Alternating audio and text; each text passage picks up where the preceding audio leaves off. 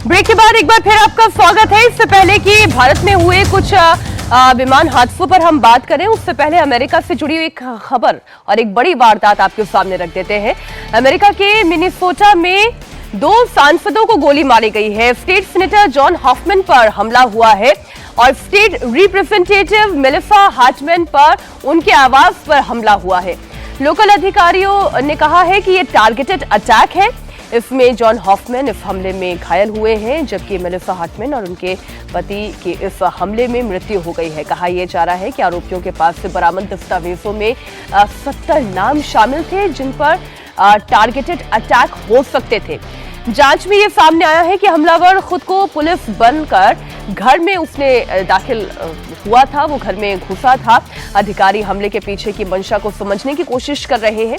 इस पर Donald Trump का भी बयान सामने आया है। उन्होंने कहा है कि अमेरिका में क्राइम बर्दाश्त नहीं किया जाएगा। वाकई में अब देखिए, दुनिया की महाशक्ति आप कहें अमेरिका को, लेकिन वहीं के सीनेटर पर इस तरीके से हमला हो जाना, घर में घुसकर पुलिस बनकर दाखिल होना और उसके बाद इस तरह से हमला होना, ये वाकई में परेशान करने वाली खबर इस लिहाज से भी कि ये टारगेटेड अटैक बताया जा रहा है। और इस टारगेटेड अटैक में ये कह रहे हैं कि 1-2 नाम नहीं है, सिर्फ 2 पर तो हमला हुआ है। कुल 70 नामों की पूरी एक लिस्ट है।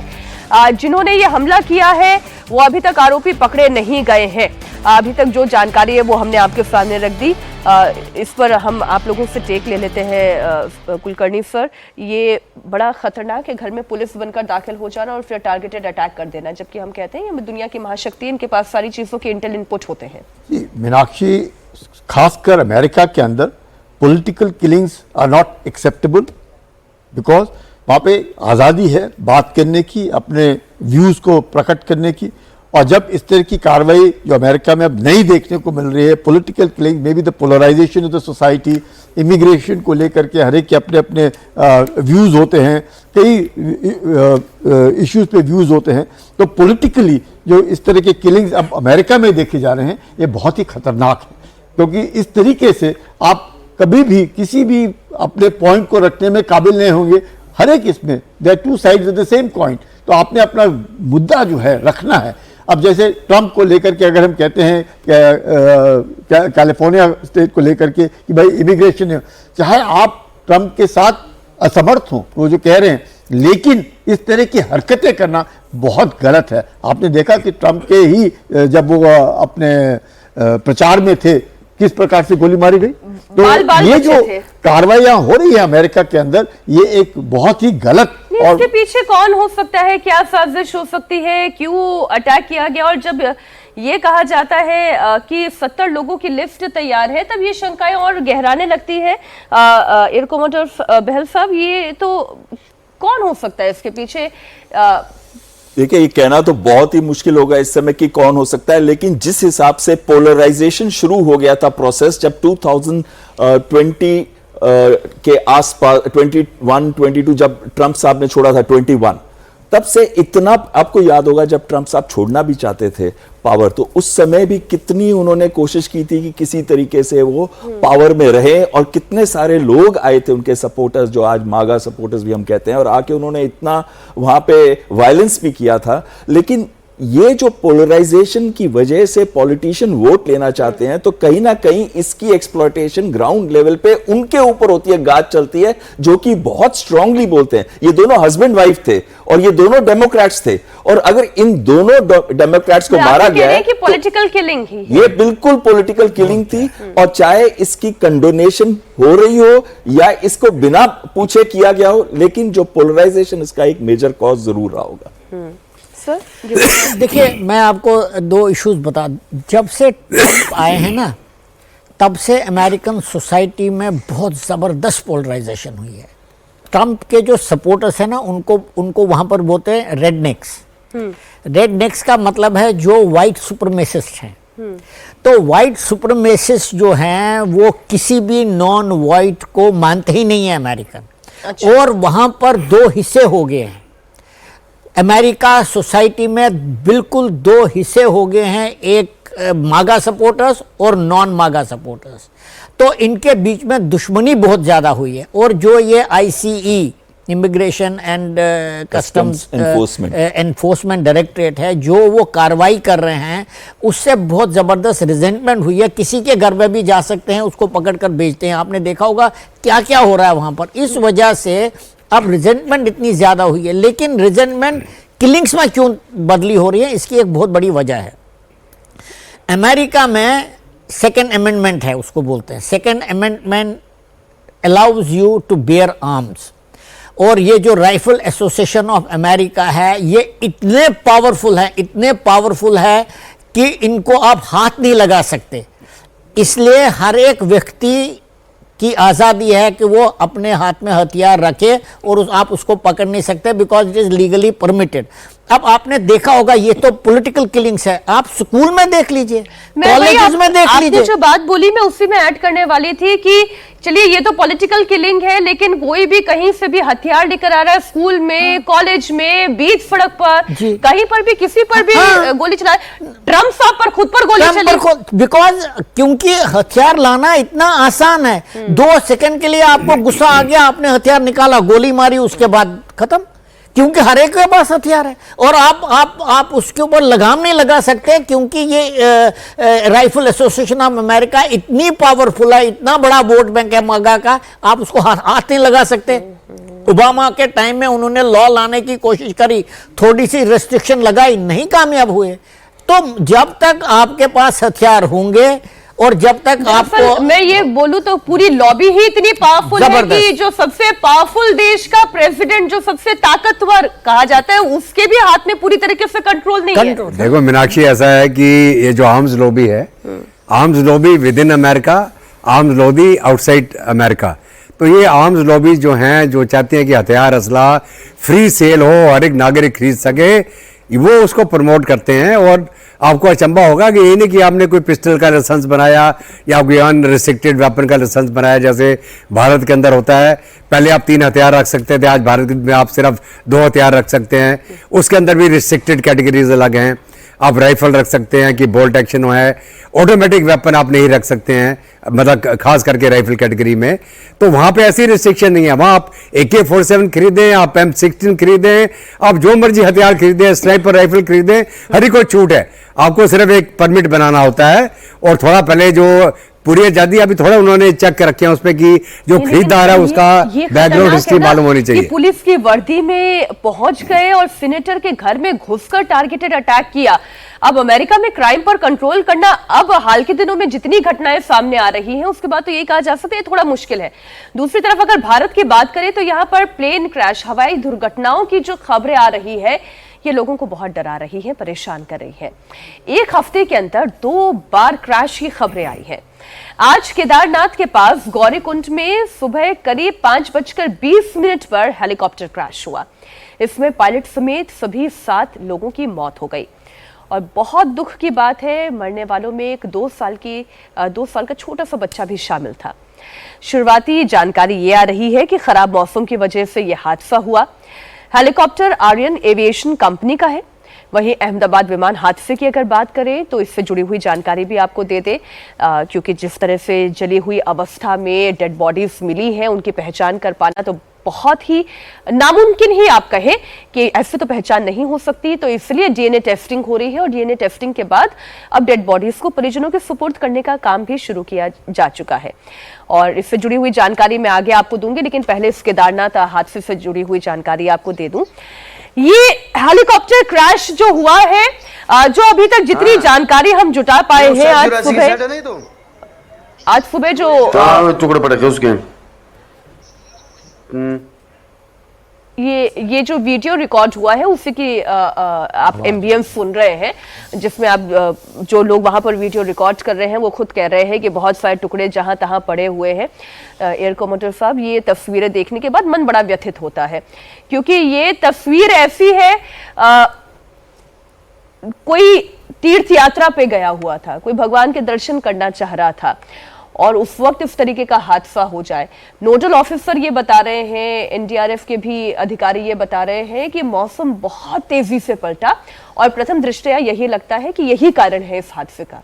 मीनाक्षी जी, बहुत ही दुखद घटना है और आप बिल्कुल सही कह रहे हैं कि दिल को छूती हुई है। और ये एकदम अहमदाबाद के इंसिडेंट के बाद है ये, और उससे पहले भी एक हेलीकॉप्टर ने टेक्निकल रीजंस की वजह से इमरजेंसी लैंडिंग की थी रोड के ऊपर, 7 जून की। हाँ देखिए वो आ भी रहा, और टेल रोटर उसका हिट किया था कार के ऊपर। और सबसे पहले मैं ये कहना चाहूंगा कि जो माउंटेन में फ्लाइंग होती है हेलीकॉप्टर की, बहुत ही मुश्किल है, पल पल में वेदर बदल जाता है। लेकिन इसीलिए बहुत जरूरी होता है पायलट के लिए कि वो जो भी स्टेशन में जब टेक ऑफ करना चाहता है तो वो ये देख के जाता है कि ना केवल मेरे जो उस बेस का वेदर है और जो डेस्टिनेशन वेदर है, पर एन रूट वेदर कैसा है वो भी बहुत जरूरी है।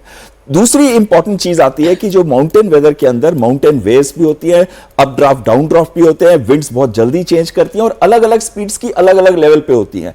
तीसरी चीज आती है कि कई बार लो लेवल क्लाउड बन जाते हैं, तो लो लेवल क्लाउड की वजह से उसको उससे नीचे फ्लाई करना पड़ता है, और जब वो उससे नीचे फ्लाई करता है तो उसका रिस्क और बढ़ जाता है क्योंकि आसपास बहुत सारे ऑब्स्टिकल्स होते हैं। ऐसे टाइम में अगर पेड़ है, ऑब्स्टिकल्स है, जो वायर्स होती है, केबल्स होती है, बहुत सारी चीजें ऐसी आ जाती है, बर्ड्स भी बहुत ज्यादा होती है नीचे। लेकिन इसके साथ साथ मैं 2-3 चीजें और कहूंगा। इसका मूल कारण, जितने भी एक्सीडेंट्स है सबका मूल कारण ग्रीड है। ग्रीड। अब इसलिए भी देखिए, हाँ, पैसे कमाने की होड़ कि कितना पैसा हम कमा सकें। एक पायलट जाता है ज्यादातर इन फ्लाइट्स के अंदर, दूसरा नहीं लेके जाते वो, और साथ में उसमें पैसेंजर एक्स्ट्रा ले जाते हैं।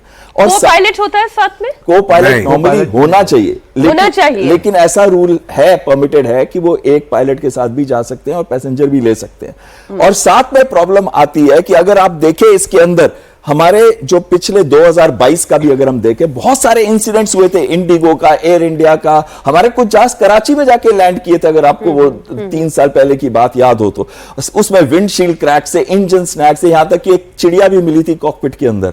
तो कई ऐसे इंसिडेंट्स हुए थे जिसकी वजह से डीजीसीए ने वहां पे ऑप ऑडिट किया और 305 एनफोर्समेंट एक्शन लिए थे एयरलाइंस के अगेंस्ट। 305 काफी सीरियस एक्शन था।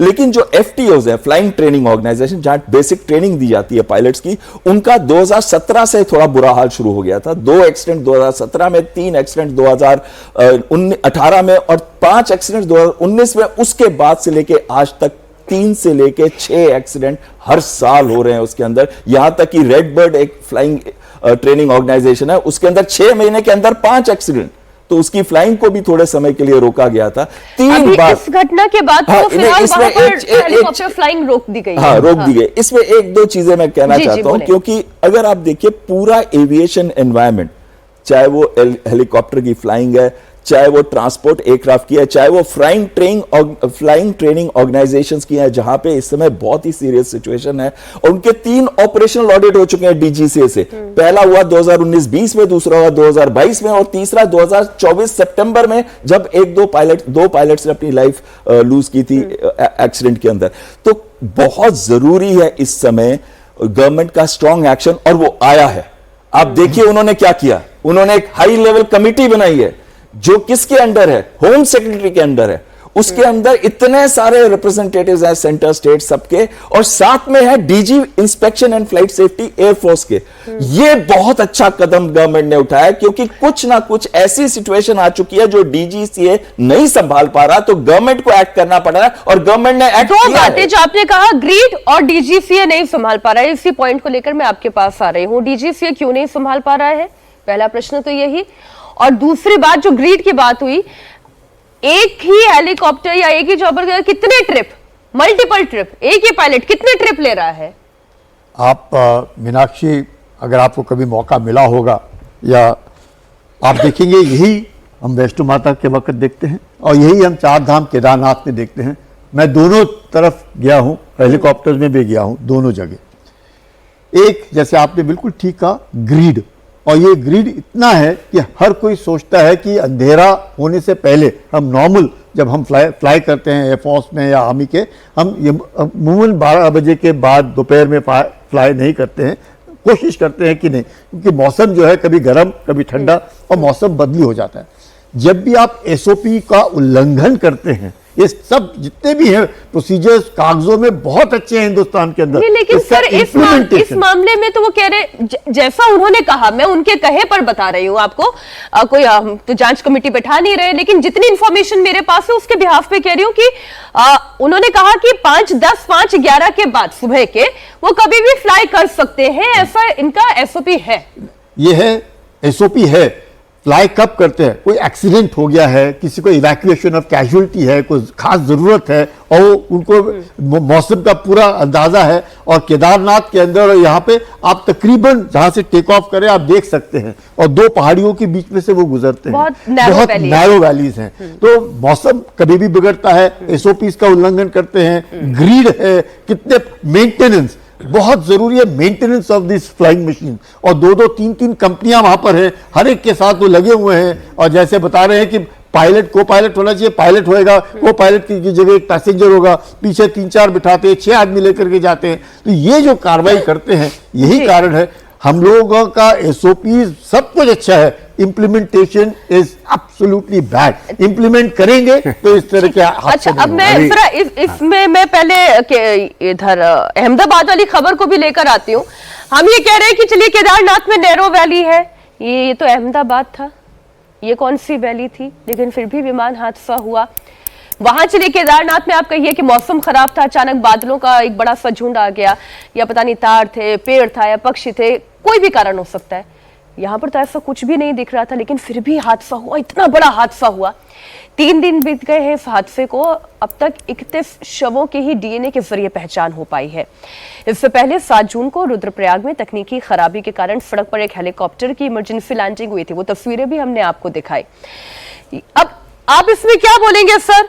वहां तो पहाड़ी थी, नैरो वैली है, मौसम खराब है, यहाँ इतना भयानक हादसा हो गया और अभी तक हमें कारण नहीं पता मीनाक्षी है। देखिए, ऐसा है, flying is a high risk activity. Flying के अंदर 0 एरर सिंड्रोम होता है। आप बिल्कुल किसी भी चीज़ के साथ चांस नहीं ले सकते हैं, चाहे उसकी मेंटेनेंस हो, उसके प्रोटोकॉल्स हों, वेदर मेट कंडीशंस हों, जो वहाँ के रूल्स रेगुलेशंस हैं, टाइमिंग्स होते हैं, खास करके पहाड़ी इलाकों के अंदर।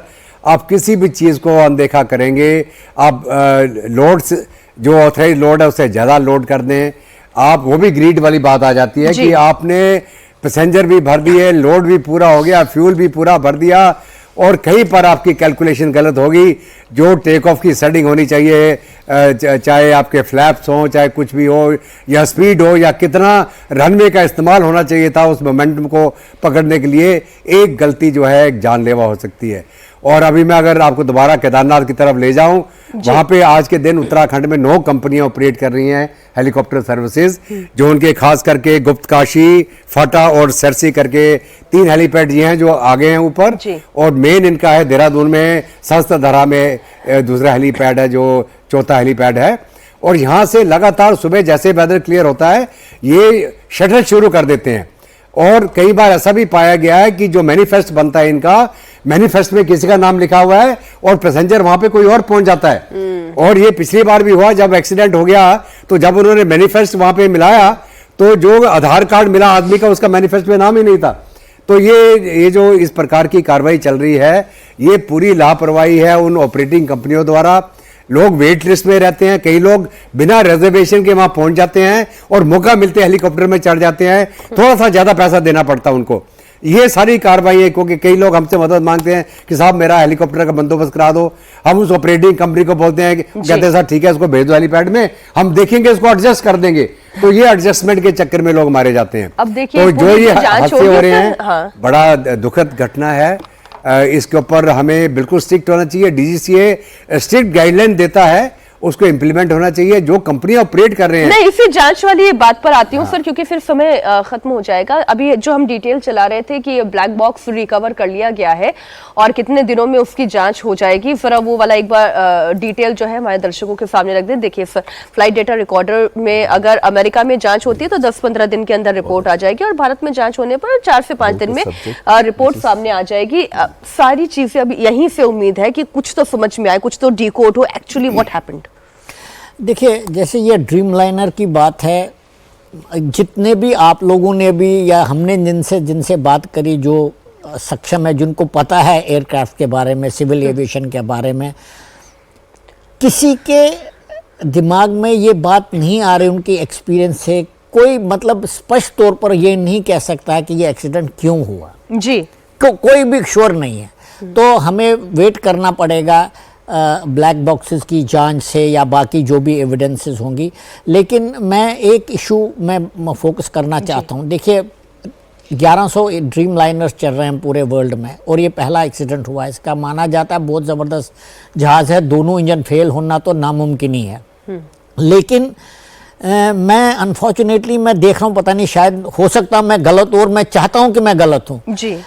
एक नैरेटिव चल रहा है, खासकर जो बोइंग की तरफ से बोल रहे हैं कि भाई वो no they are trying to lead you कि शायद पायलट की गलती है, ये वो तमाशा। आई होप कि निष्पक्ष जांच हो और वो उस फैसले पर पहुंचे जिससे ये एक्सीडेंट हुआ है और ये नैरेटिव बिल्डिंग ना हो कि पहले से ही आप शुरू करें कि पायलट की गलती थी, ह्यूमन एरर था जिससे एक्सीडेंट हो जाए। ये अलग चीज है। लेकिन ये तो सबसे आसान होता है ना सर, जी, टारगेट कर देना करना बहुत आसान है क्योंकि वो है नहीं मीनाक्षी, होगा कि वो आदमी है नहीं। अब मैं केदारनाथ की बात करूंगा। देखिए मीनाक्षी जी, यहाँ पर जितने लोग बैठे हैं ना, पता नहीं कितने घंटे हमने ट्रैवल किया होगा हेलीकॉप्टर में, और ऐसे हेलीकॉप्टर में ट्रैवल किया जो आजकल मतलब अभी भी चला रहा है, लेकिन कोई वो डेवलप्ड कंट्री का नहीं बैठेगा उस पर। लेकिन आर्मी में हजारों हेलीकॉप्टर हर दिन लॉजिस्टिक्स काम करते हैं, रिकॉनेसेंस करते हैं, बहुत ज़बरदस्त काम होता है, कितने चलते हैं, लेकिन बहुत रेयर एक्सीडेंट होता है। क्यों होता है? क्योंकि रूल्स रेगुलेशन और एसओपीज फॉलो किए जाते हैं। मतलब आप उसको नहीं कर सकते, उल्लंघन नहीं करते। इतनी जबरदस्त पनिशमेंट है कि आप नहीं कर सकते उसका उल्लंघन। और वहां देख लिए 4-5 तो इसी जगह पर हुए, तो चलता है। जो डिसिप्लिन आर्म फोर्सेस में होता है वो सिविल सेक्टर में नहीं हो सकता। और जब आप डिसिप्लिन को फॉलो नहीं करते हैं तब हादसे होते हैं। अब चाहे ये केदारनाथ की खबर हो, क्या हुआ एक्चुअली वो पूरी इन्वेस्टिगेशन के बाद पता चलेगा। जो अहमदाबाद में क्या हुआ वो भी पूरी इन्वेस्टिगेशन के बाद ही पता चलेगा। और अभी भी हम फिंगर क्रॉस ये कह रहे हैं कि कोई ह्यूमन एरर इसमें ना हो। हम केवल ये आशा कर सकते हैं, जो भी होगा सच वो तो सामने आ ही जाएगा। अब एक छोटे से ब्रेक के लिए हमें रुकना होगा। सर बहुत शुक्रिया आपका भी हमारे साथ इस चर्चा में शरीक होने के लिए।